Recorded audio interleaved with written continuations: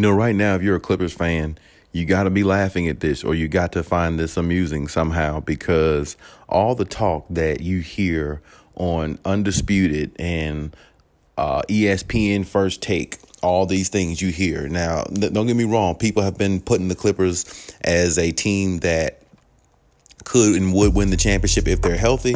And in the same breath, they're still saying the Lakers, in the beginning of the season, they were saying the Lakers would be a good team if Anthony Davis is healthy, if LeBron is healthy, and if they can get Russell Westbrook to, play better at his best and possibly cut down the turnovers. Now, as I said before, I don't believe Russell Westbrook is going to cut down the turnovers, because he's just high turnover rate type point guard. That's what he is. I mean, he can't really escape that.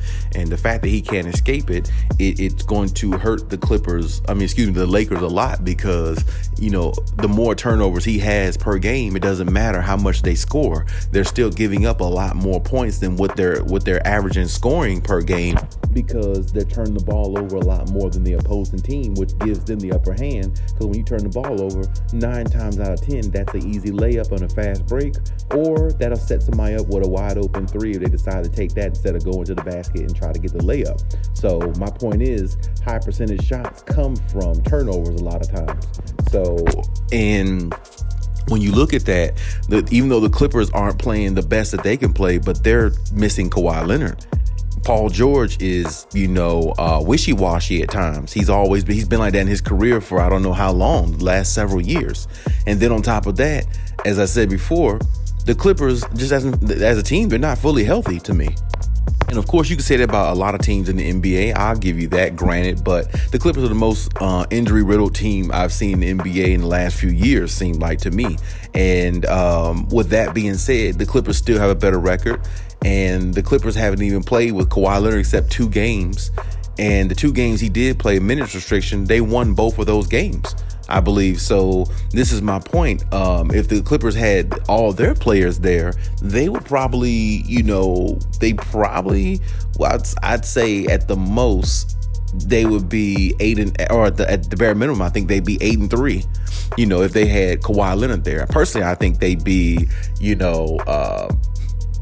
maybe 9-2, something like that. Me personally, or like 10-1 maybe, but even still 8-3 at the least, I think they would be if they had, Kawhi Leonard, of course. And my point is, when you look at the Lakers, you see a team that's just not going anywhere anytime soon. I mean, now they got Russell Westbrook coming off the bench. He's playing a lot better. He's putting up 23, 25 points, in a game. He's getting you about 6 assists, but he's still giving you 4 to 7 turnovers, a game looks like. And then on top of that, LeBron James is nursing a injury, I believe now. And LeBron just doesn't look as motivated this year. I don't know what it is about, this year specifically. Maybe all them Father Time commercials have really caught up to him and really hit him in the face and say, hey, yeah, Father Time is really actually here. This isn't really just a commercial.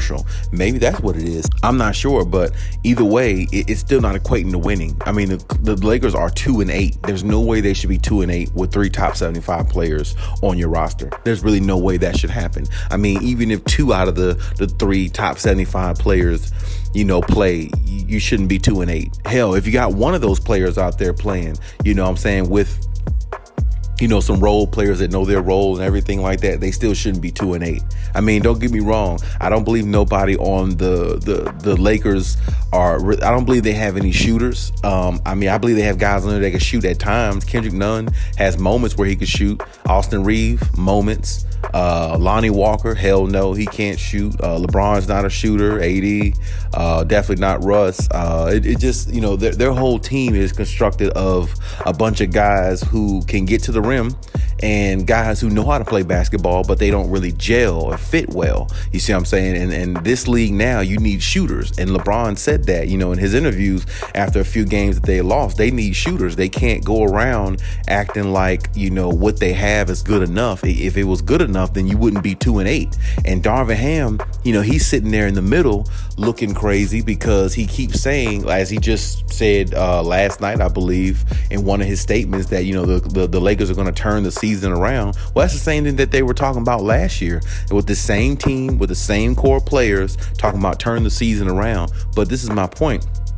I'm not saying they're not going to turn the season around, but it's going to be crazy hard to do that because, as I said before, this team does not play any defense and they don't really have any shooters. So when you don't play defense, that's already one big defect against you as an NBA team, especially in the Western Conference, because it's way more competition in the Western Conference than I feel like it is in the East. I feel like if the Lakers were in the East, they wouldn't be 2-8. I feel like at best they would be, at least they'd be like 5-6 maybe, because maybe there's some teams over there that they can beat. But then again, who knows? Maybe they'd be 2-8 even if they were in the Eastern Conference too. Who knows? But my point is the West is even harder this year than what it was last year. I mean, you got Ja Morant, you got Zion, you got the Clippers, you got Luka, Dallas, the Phoenix Suns, if they're healthy, they would be a tough out for the Lakers. Since they beat the Lakers a couple seasons ago and knocked them out the first round, I believe, they would be a tough out for the Lakers. If the Lakers had to play them. Denver is good. I mean, you got some teams, man, that's really decent. You know what I'm saying? I even think, the Pelicans, as I said, they're sneaky good. I think, when the Trailblazers get Damian Lillard, fully healthy and everything, they'll be sneaky good, I believe, with Anthony Simons and that I think that's a GP2 is there also, so I think they'd be a really sneaky good team possibly as well. So I mean the West is just stacked, and then you got Minnesota, they might be all right, as well. So I mean there's it's just gonna be a tough ride for the Lakers, and right now Clippers fans got to be enjoying it because the Clippers are 6-5 with a Paul George who plays decent. He plays very well at times. Paul George looks like an MVP. Like last night against the Cleveland Cavaliers, he looked like an MVP of the league. I mean, he just has those moments where he looks like that. The only problem with Paul George, he has moments where he looks like, he lost his game also. You know what I'm saying? But here lately, so far, so good. So you don't want to, jinx him or anything like that. But regardless of that, even though he could be wishy-washy and all that, even though the Clippers could be wishy-washy as a team, sometimes they just play so lackadaisical and it make you scratch your head. But regardless of that, they still got a better record than the Lakers, and they got, technically, if you want to be technical, they have less talent than the Lakers, because 3 top 75 players on one team is better than what every other roster has in the NBA currently constructed right now, I believe. I mean, if we just went by the teams that have top 75 players, well, the Lakers would be, they should be the team in the forefront of everybody with 3 players of that magnitude on one team. So the fact that they have that much on their team, they should be a lot better than 2-8. I mean, bare minimum, I would say 5-6. Bare minimum, because 5-6, it kind of looks like, okay, you're trying to work the kinks out of the season. You kind of got, this going, that going, you're trying to figure out what we can do to get over that hump to be above 500 type team, and then we can build from there. But the Lakers are so far back, 2-8, they might, honestly, the Lakers might actually, I hate to say this, but they might not actually win no more than about 30, 35, 40 games this season. I mean, they might not even win 45 plus games, this season. The way it's going so far. So, not unless they make a trade or something like that sometime soon, which that can definitely happen, maybe near All-Star break or something like that, because the Lakers really just as a team, it just doesn't look like they're going to go far, because I don't really see any, I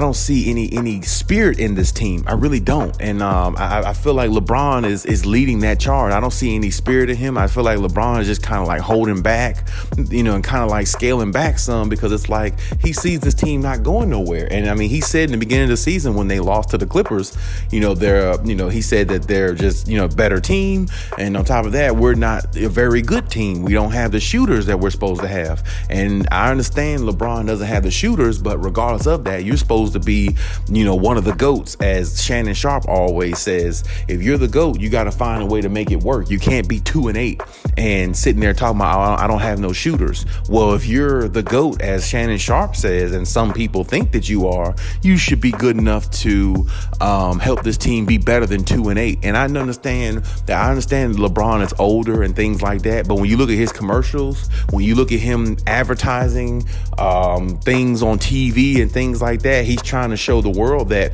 he's not as old as people think. He still could play at a high level. That's what the point of his Father Time commercials are, with Jason Momoa, the guy that played Aquaman. So I mean, that's my point.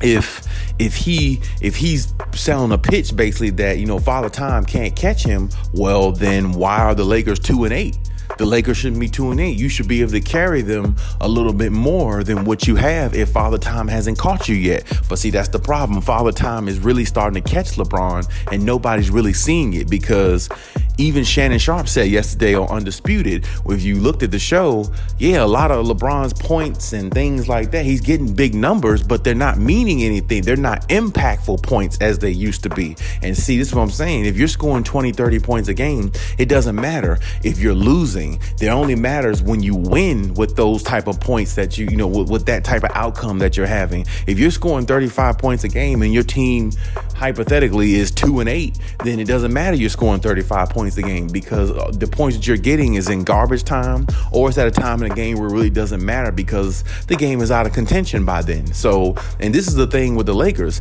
LeBron is putting up decent numbers still, but his numbers don't really have no impact anymore the way they used to.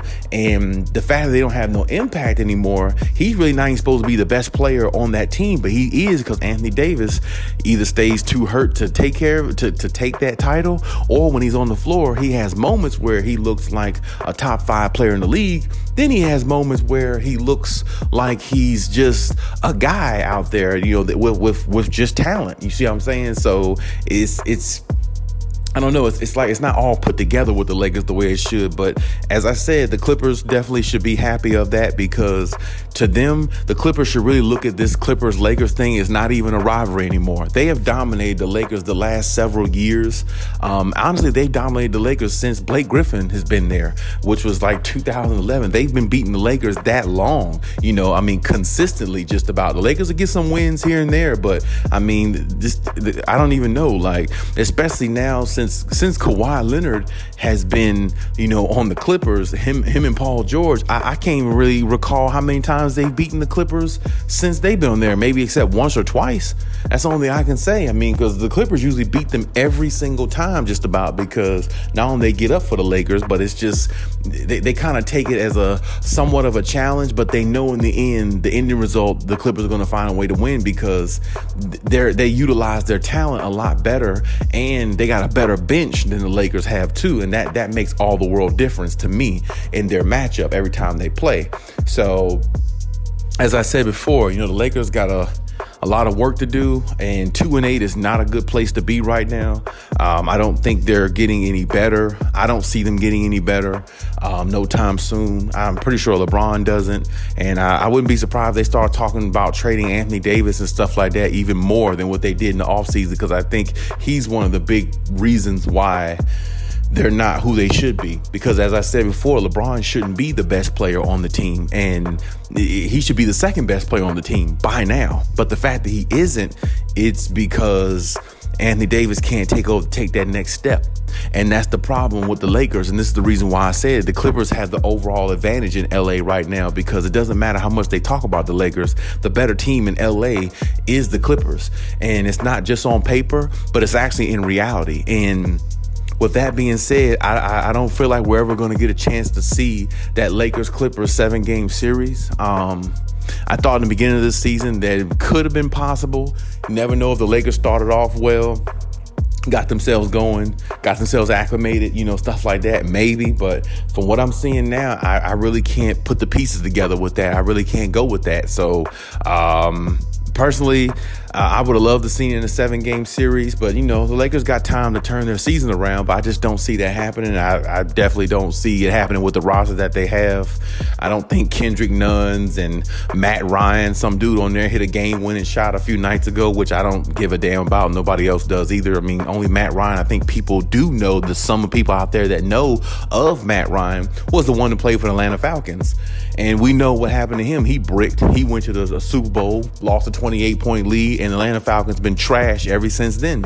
So, I mean, it's really just one of those situations where, the Clippers, honestly, they don't even need to worry about this matchup. I mean, really, this is not even a matchup for them. I think they play them on Wednesday, I think. So that'll be another good matchup to watch, just because it's fun to watch them two teams play. But the outcome is probably going to be what it usually is. The Clippers find a way to win because they just love beating up on the Lakers. And honestly, the last few years, the big brother in LA has been the Clippers, because I mean, the matchup, the series that they played, since Kawhi has been there, they've dominated the Lakers, so I don't really see the Lakers going anywhere anytime soon.